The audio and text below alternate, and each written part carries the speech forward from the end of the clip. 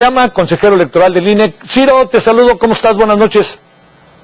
Hola Javier, qué gusto estar en tu espacio, muy buenas noches. Gracias a ti, Ciro. A ver, primera lectura de lo que decidió el tribunal, y si no te importa, un poco colocarnos en el peras y manzanas, en el ABC. ¿Sí puede decir lo que quiere el presidente, no puede? ¿En qué etapa estamos?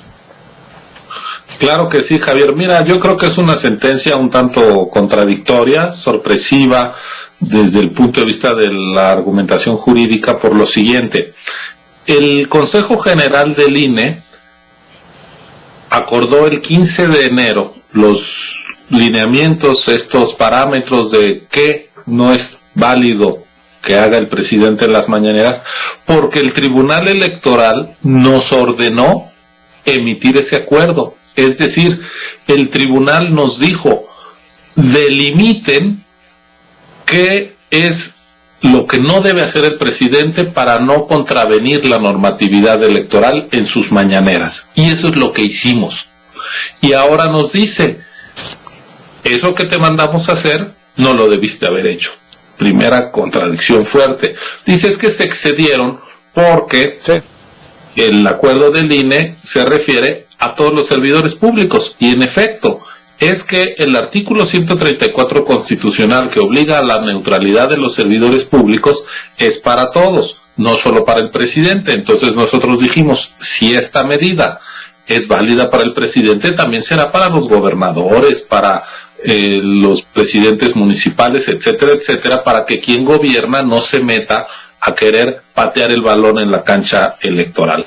Si el tribunal cree que eso fue excesivo y que no había que referirse más que al presidente, pues pudo haber borrado el resolutivo en donde nosotros decíamos, esto aplica para todos los demás, y dejar en firme lo que nos ordenó hacer con el presidente. Pero de ninguna manera. Lo que hicieron fue revocar todo, completo. Entonces ya no hay claridad acerca de cuáles son las conductas incorrectas en que pueda incurrir el presidente o bien otros gobernantes durante el proceso electoral, que básicamente era algo muy sencillo. No hablen de los actores políticos para favorecerlos o para dañarlos. Eso ya le corresponderá definirlo a la ciudadanía. Para eso los partidos tienen sus espacios en radio y televisión, pueden hacer las campañas, ellos son los protagonistas de la elección, no quien gobierna. Con esta decisión el tribunal, entonces, reblandece la posibilidad de que lo que dice la Constitución se aplique, pero de ninguna manera una sentencia de un tribunal, aunque sea la máxima instancia en materia electoral, puede anular la Constitución. La Constitución sigue estando firme, la Constitución sigue siendo clara y obliga a la neutralidad. Ahora, ¿cómo aterriza esa Constitución? ¿Cómo se hace valer? Eso es lo que, desde mi punto de vista, está siendo afectado por estas decisiones del tribunal. Una de las condiciones básicas para que opere el Estado de Derecho y tengamos una vida democrática es la división de poderes. Yo creo que el Tribunal Electoral no está sabiendo actuar con la independencia requerida frente al Poder Ejecutivo. Es decir, es una decisión que beneficia a un actor, que le permite ignorar lo que dice expresamente la Carta Magna y que puede poner en riesgo las condiciones de equidad de la contienda electoral. Desde ese punto de vista, yo creo que es una sentencia muy desafortunada. Ciro Murayama, si digamos, ante lo que estamos, digamos, los tiempos han cambiado de cuando el presidente, o cuando era candidato, salió aquel famoso cállate chachalaca, todas estas cosas que pasaron, que lo motivó a pedir un cambio, y que el INE y el IFE y los partidos acabaron determinando que todo ese proceso tenía que darse, incluso en el legislativo se habló de ello. Te pregunto, para que esto cambiara, no basta con, o tendría que pasar por un cambio constitucional, independientemente de lo que pensemos si ya ahora es prudente hacerlo o no prudente, si los actores políticos pueden hablar, digamos, ¿se puede hacer o no se puede hacer ya en este proceso electoral? En este proceso electoral lo único que vale es la Constitución y la ley vigente. Ajá. Y la Constitución, como bien recuerdas, cambió en 2007 en buena medida como respuesta al reclamo del entonces candidato López Obrador a la interferencia de Vicente Fox en la campaña de 2006, cuando decía no es tiempo de cambiar de caballo, en fin, Vicente Fox defendía el proyecto y que su partido siguiera gobernando, y eso causó malestar en la oposición encabezada por López Obrador. Incluso el Tribunal Electoral, cuando calificó la elección de 2006, señaló que pudo ser riesgosa para la integridad del proceso electoral la actuación del presidente Fox.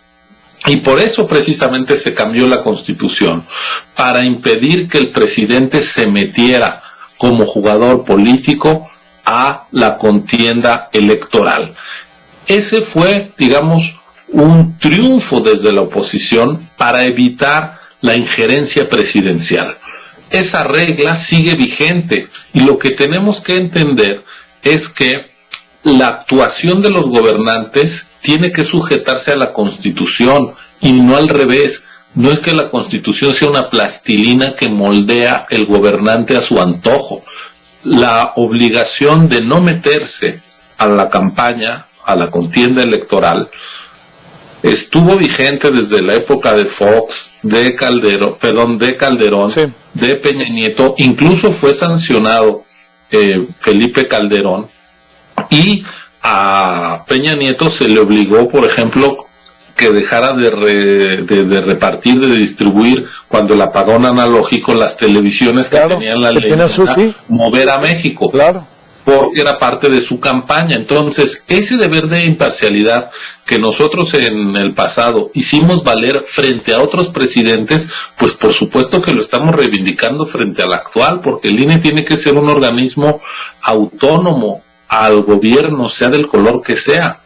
Y pues en ese cometido estamos. Oye, la decisión, lo que optó el tribunal, ¿en qué estado de las cosas deja las cosas, Ciro? Quiere decir, a ver, que el presidente puede hacer referencia a esto que originalmente se pedía que no se hiciera y que él mismo pedía que no se hiciera. ¿Quiere decir que los gobernadores, quiere decir que los presidentes municipales, o es nada más exclusivo del presidente? Supongo que es extendible, esto se extiende, rectifico, a todos los actores políticos que tienen un cargo de elección popular de altos niveles, ¿no? Pues eso es lo preocupante, que esta sentencia se lea como una patente de corso para que los gobernantes se entrometan en las elecciones y acaben afectando la equidad de la contienda electoral, sean gobernantes a nivel local o a nivel federal. Eso es lo preocupante de la sentencia, que puede leerse como una invitación justamente a cometer excesos frente a la legislación y a la Constitución. La verdad es que el razonamiento de los magistrados y de las magistradas no lo conozco, porque además fue una sesión que desarrollaron en privado, a diferencia del INE, cuyo Consejo General siempre e invariablemente sesiona en público y damos a conocer nuestros razonamientos y nuestros argumentos de cara a todo mundo. Ellos ayer tomaron la determinación de un asunto tan importante en una sesión privada en opacidad. Sí. Lo único que conocemos y que tú referías hace un momento, pues es por un boletín de prensa, pero un boletín, una nota informativa, no sustituye la argumentación de los jueces, en este caso de los magistrados electorales. Lamentablemente no sabemos qué argumentaron, cuáles fueron sus razones, cuáles fueron sus razonamientos, y esperemos a que se publique la sentencia.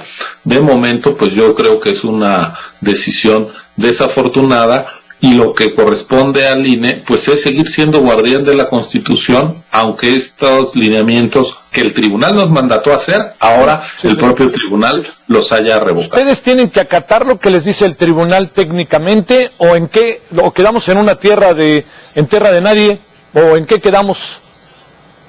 Nosotros tenemos la obligación constitucional de siempre acatar lo que dice el tribunal. Ahí no hay, digamos, vuelta de hoja jurídicamente, Pero lo cierto es que la Constitución, que está por encima de cualquier sentencia del tribunal o razonamiento del INE, sigue vigente. Entonces, si más adelante hay quejas contra algún servidor público que esté violando el principio de neutralidad, pues vamos a seguir actuando y vamos a ver cómo reacciona el Tribunal Electoral. Yo esperaría que el tribunal se desempeñara como un juez imparcial, distante a los actores políticos e independiente del Poder Ejecutivo, pero lo veremos en los próximos meses. Mi impresión es que estamos en una zona de cierta turbulencia por esta resistencia del tribunal a ejercer su independencia judicial a plenitud. Eso está. Bueno, Ciro Murayama, te mando un saludo y gracias, muy buenas noches. Gracias a ti, Javier, el gusto es mío. Hasta luego, buenas noches. Bueno, en otro tema.